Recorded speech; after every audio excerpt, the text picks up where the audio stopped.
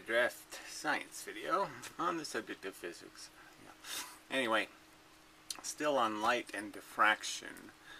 So, still talking about the Feynman video. I guess I might as well put that on the screen or something. Yeah, it's a different Feynman video. You know, they have I'll post a link. It's one video that has the whole 6 hours from Auckland, New Zealand.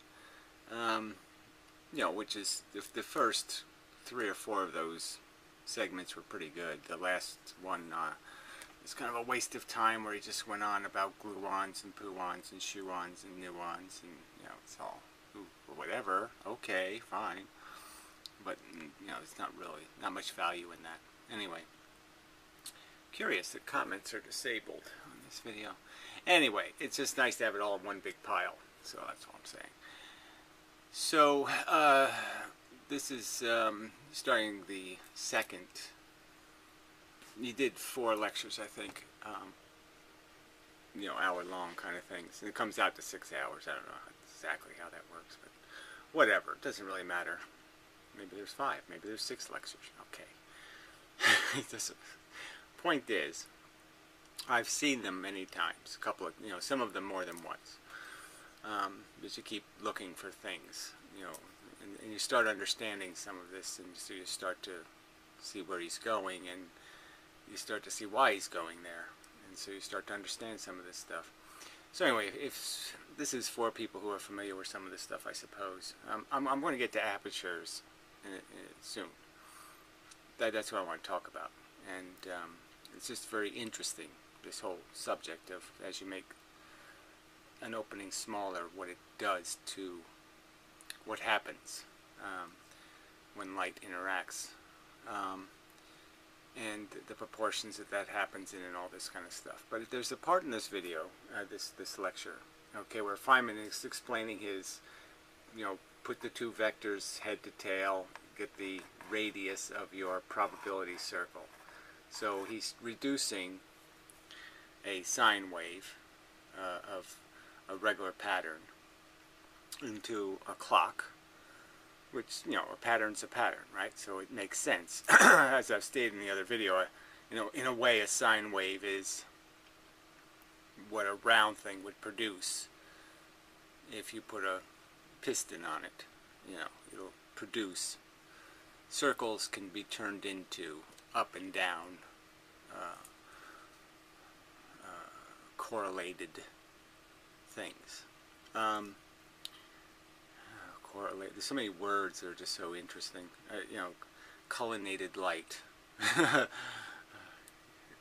Whatever. That's what I'm going to talk about with. It's just like it, you know, moves in a parallel. Anyway. Yeah, I don't have any conclusions in this video. I don't think. I just have. You know, I'm just forming, and I just thought I'd make a video. Just on observation. So anyway, so something I've not observed before when Feynman talks about his clock, because I didn't have a deep enough understanding of exactly what he was representing with the clock, is the clock is basically representing the speed of the clock, how often this pattern repeats. And the real trick is this clock is going very, very fast. You know, 70 times 10 to the 27th or whatever, some kind of wacky number. And as I stated before, I was talking about atoms and their spacing, you know, and how, you know, there's a fact where there's something that's 10 atoms thick, and then there's something that's 11 atoms thick, but there's no such thing as 10.5 atoms thick, kind of a thing.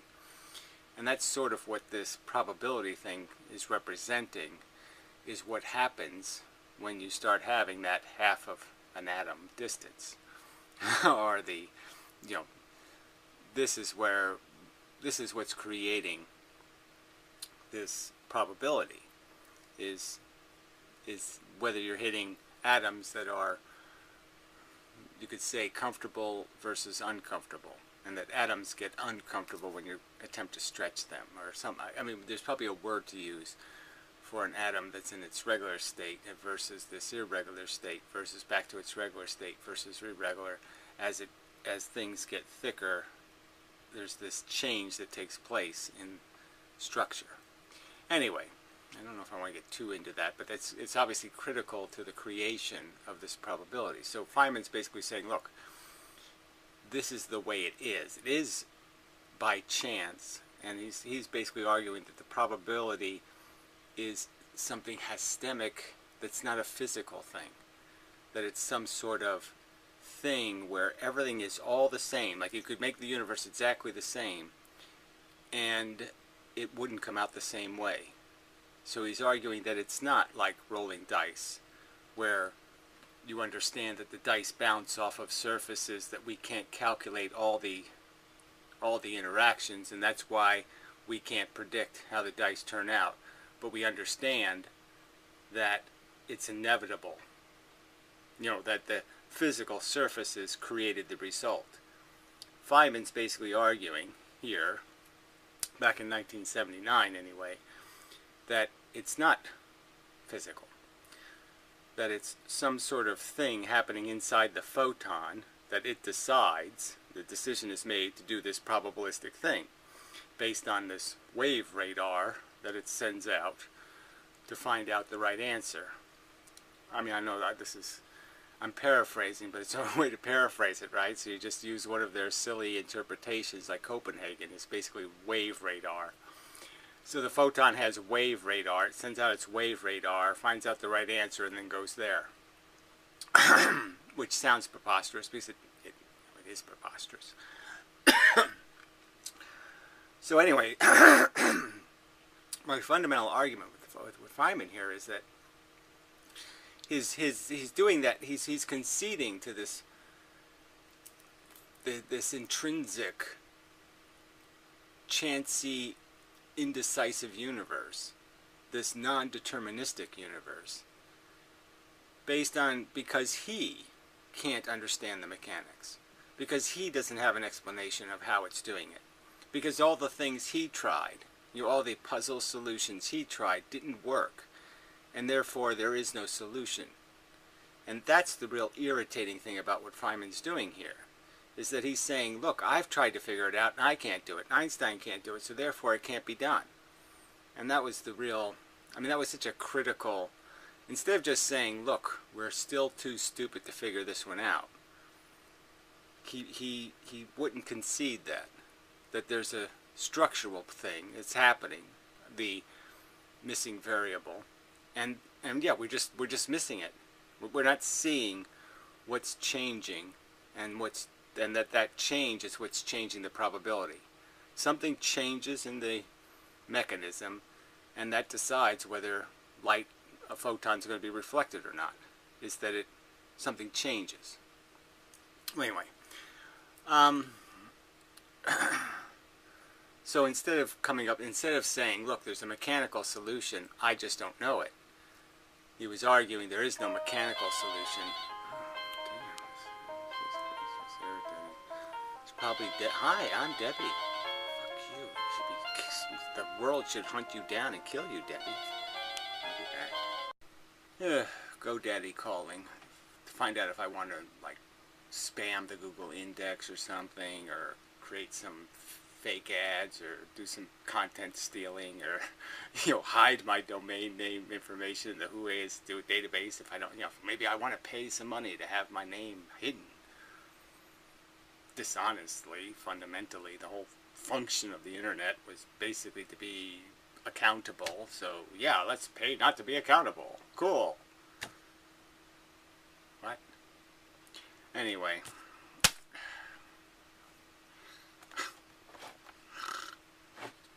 Hey Gary, we're just calling to see if we could sell you some more complete crap.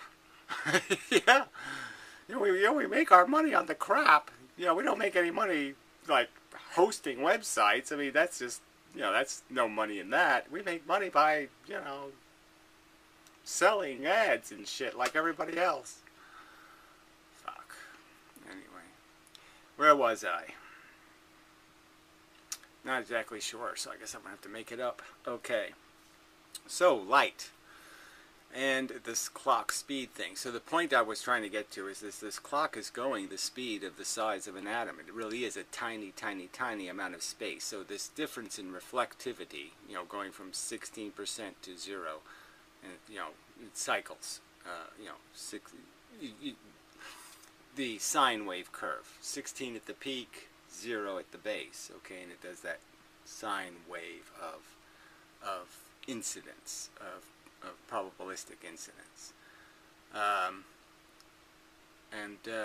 So that phenomenon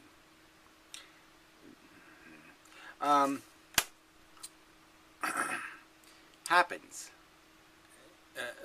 with tiny, tiny, tiny, tiny, tiny changes in distance. So that's what the clock is representing, is distance, and the amount of distance is just minuscule. So we're talking about the size of an atom. I was correct to say this change takes place within changing something from being 10 atoms thick to being 11 atoms thick. That's the size of this clock spin. So the distance you change going from 10 atoms to 11 atoms is the distance of one turn of the clock of this vector change of probability. And so the entire so in the two-slit experiment, for example, the place that you'll have these divisions, the spacing, will be changed through a whole cycle, a cycle of shift and shift back again. You could see it that way maybe. This position going to this position, different positions, and then back to that position, kind of for the dark lines, you could say, happens with these minute changes in the size of the opening. So little tiny movement changes, has a whole cycle of effect.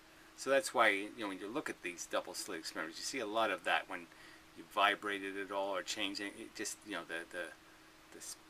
there's a lot of movement in the product, let's call it. All right, so where was I? Okay, so all right, so yeah, so I'll now just get to the collimated light thing. All right, so there's this idea that light comes in two varieties, right? The regular light that's coming in from all directions, and this idea of light that's all moving the same way. So a laser would be a representation of light all moving parallel to each other. Now apparently, though, regular diode lasers, the common ones used, they're not so collimated. So at a distance, yeah, their dot does get bigger. So you can sort of get the idea that the light does have a little bit of angularity to it. And it's only when you use these gas lasers of certain kinds that you get really good collimated light. So at 50 feet, the dot would be the same size, kind of thing. Anyway, and the interesting thing about these apertures, okay, so apertures just making a hole bigger and smaller, is that the smaller it gets, the more it shoots light, and the more it cones the light, and the wider it is, the less it cones the light. So that's an interesting fact. And it's more interesting is the straighter the light goes in, the more likely the light is to be diffracted. So if the light goes in straight into a small aperture, it'll come out diffracted, which is an interesting fact, that straight light encountering a surface, light going in a straight pattern, is more substantially diffracted. And the more angularly the light comes in, the less likely it is to be substantially diffracted. It appears. The more likely it is to be collimated by the aperture. The aperture will actually straighten the light coming in at an angle.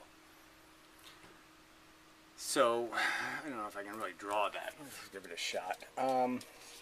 So here we got this idea that the wide opening doesn't create much diffraction, and the Their tiny little opening creates a lot of diffraction.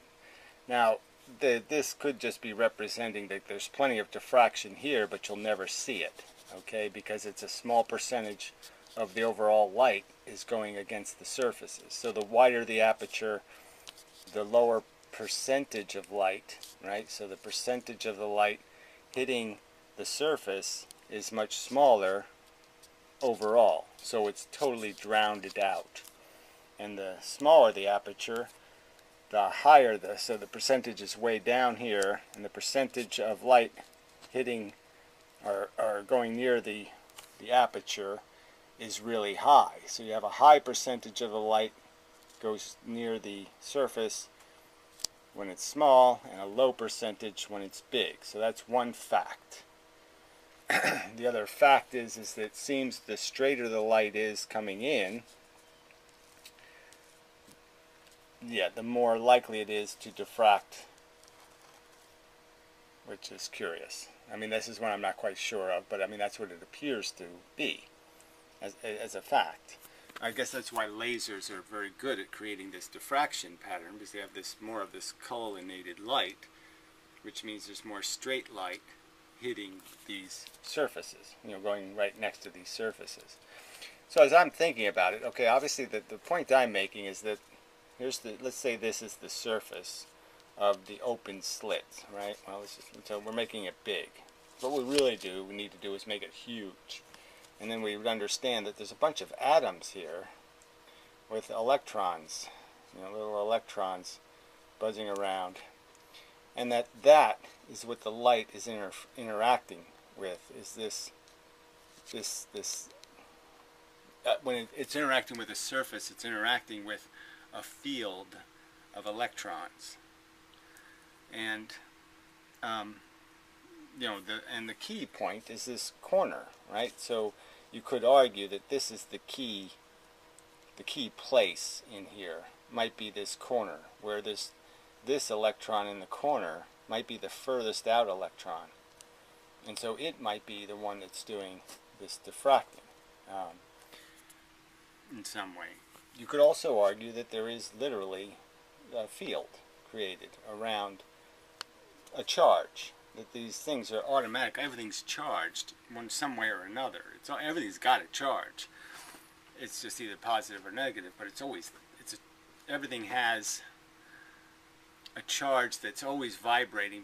Like, say if you had a neutral charge, that would just mean that your electron is here. Okay, yeah, better to draw it this way, I suppose. A neutral charge, say this is the typical atom. A neutral charge really means is you're half the time, okay, the electron's here, and the other half, it's over on this side, and it's over on these two sides exactly even. But the real fact is that your charge is that this electron, when this electron's over here, you're positively charged because the proton is positively charged. So you're negatively charged when it's here, and you're positively charged when it's here. So your charge is constantly fluctuating. And if all your atoms aren't doing the same thing, they're at a different stage in their orbits, obviously, then the net charge would be what we call a neutral charge. But it's not really neutral. You're flashing a charge. Okay, it's on and off, on and off, on and off, on and off. It's an alternating charge, where we see it as like more of a DC, more of a real charge, when there's a predominance. So when your atoms are imbalanced and the electron's spending more time over one side than it spends on the other side of the proton, then we call you negatively charged, and when the inverse, we call you positively charged. But you always have a charge. I'm just arguing that there's always a field you're creating. It's just that the field is in flux. It's constantly turning essentially on and off when you're electrically neutral.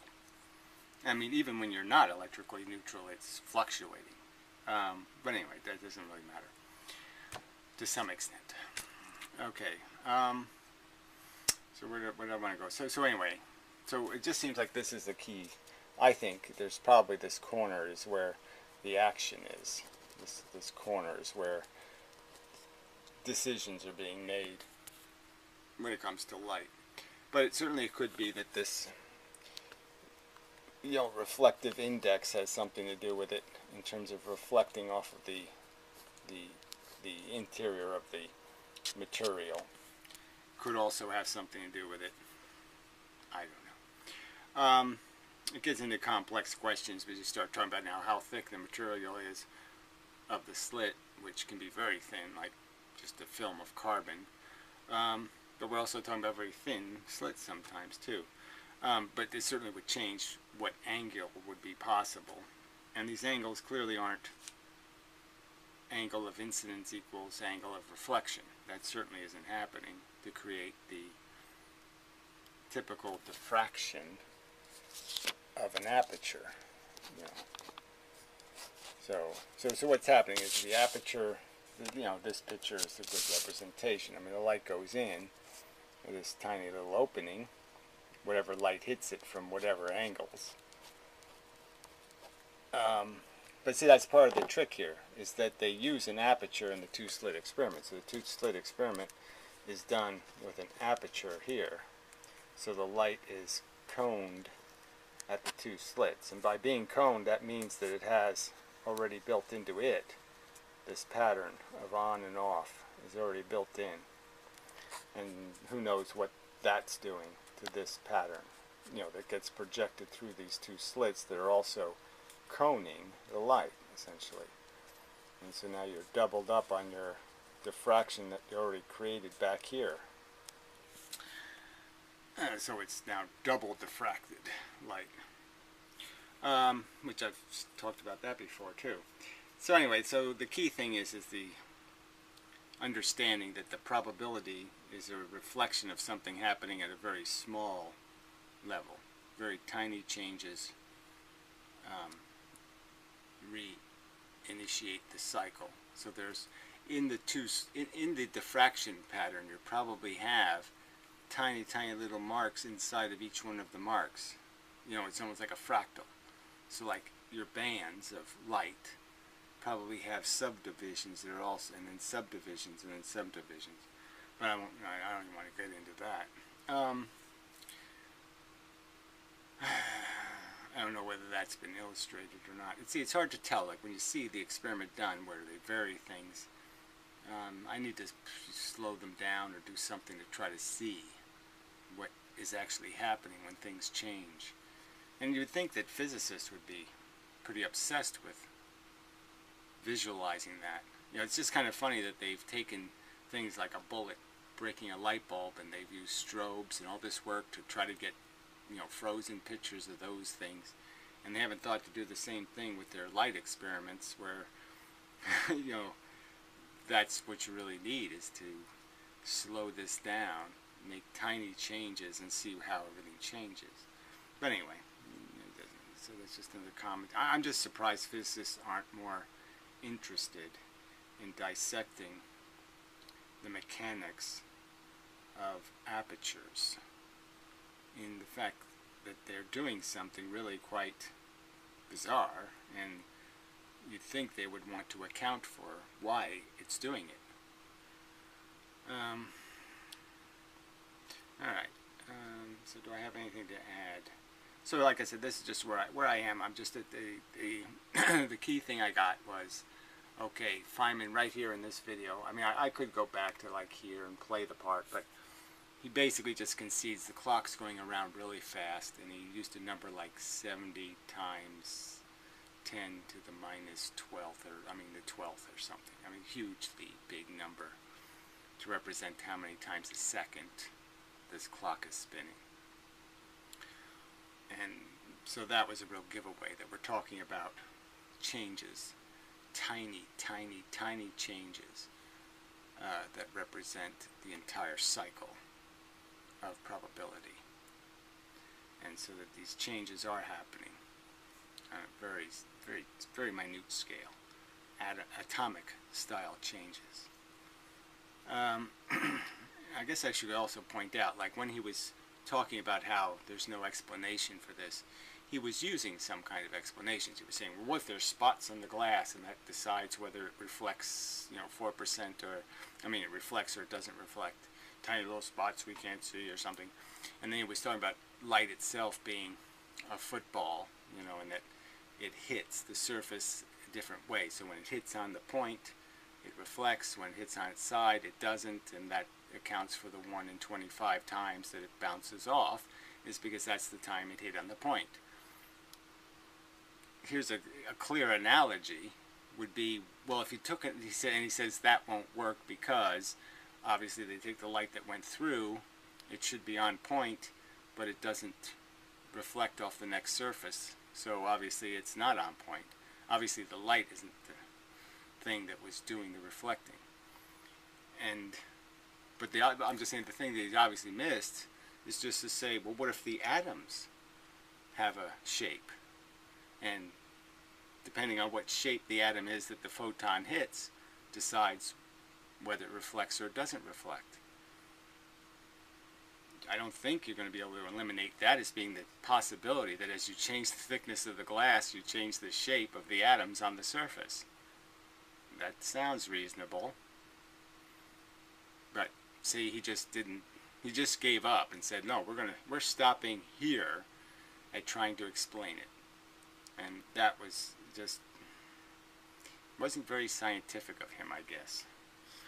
And especially when you consider how emphatic they are about saying we're declaring this a fact of nature, that again, he's basically saying there's no atomic determinism, which I think is just, it's such a bold statement. And to base it on such a weak investigation of the experiment you're using as an excuse for it. I don't know why this doesn't occur to people. Logical people, reasonable people should say, yeah, this was not nearly thorough enough a trial to convict the universe of not being deterministic.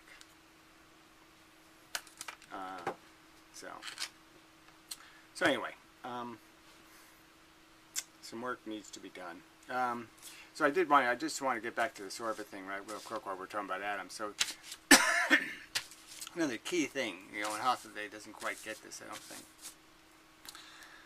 is the universe is just so dense with this stuff. Like I said, there is no orbits. Orbits are an illusion. The gravity that's holding atoms together, the forces, it's happening on every single move that this takes. This orbiting thing, the thing spinning around. Every single time it has to be hit by something and essentially replaced. So it's going, let's say it wants to go this way. It has to get hit. This thing replaces it. This one goes off and leaves. And this replacement is now in control, is now heading in. And then this gets, see where this one went out this way? Well, the atom next to this has this thing coming out of it this way. And that thing coming out of it this way ends up hitting this and knocking this back into the orbit. So as the orbit's collapsing, as it's doing this releasing, it's really quite complex, the whole function here that's happening. When you think about the fact that it keeps getting knocked out, it realistically is getting knocked in and out of an orbit. It's not ever in the right orbit. It's always in the wrong place. But probabilistically over time, because of the stuff coming in, it will inevitably keep getting pushed in. So essentially what I'm arguing is that when you're in that field of pressure, you just can't escape the pressure. It's coming from all sides unless there's something blocking it. But the point is that pressure will inevitably keep knocking that one vector of straight line. So the original thing comes in and has one vector of straight line. That one vector of straight line will just keep getting, you know, overwhelmed by the, how to say that, this evening out pressure. That's just this constant nagging. That's not the way to say it. Well, I'll think on that. But the point is that the orbit is not an orbit. It's a thing created by forces pushing things into these positions. So the Earth is, the atoms inside the Earth are, you know, they're going that way. They're not orbiting.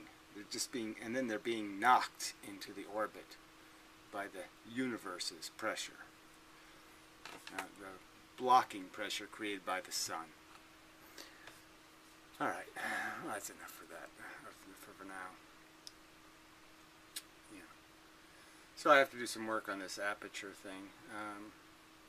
You know, I hate that I have to, you know, it's a whole learning curve. So, I mean, you can spend so much time working, figuring out lensing, you know, the distances between the, you know, the object and the focus, and, you know, figuring out all, you know, there's a lot to figure out here,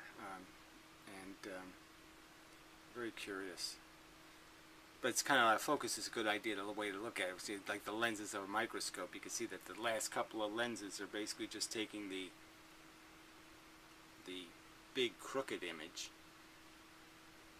that comes in, bending it to the focus, you know, the tiny aperture of your eyepiece, and basically doing that just the right place, where now the light can be recollated back into parallel light to shoot into your eye.